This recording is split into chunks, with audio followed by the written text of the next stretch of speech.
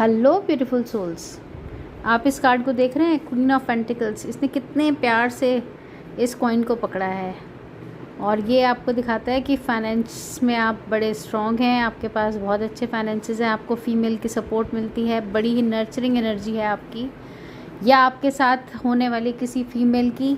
आप करियर में बहुत ही अच्छा कर रहे हैं और बहुत ही स्टेबल एनर्जी है आपकी, पैसों को लेकर भी आप बहुत ही अच्छा कर रहे हैं उसके अंदर।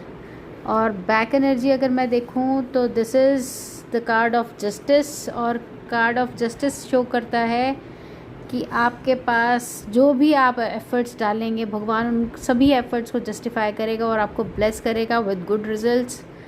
सो all the best and bye.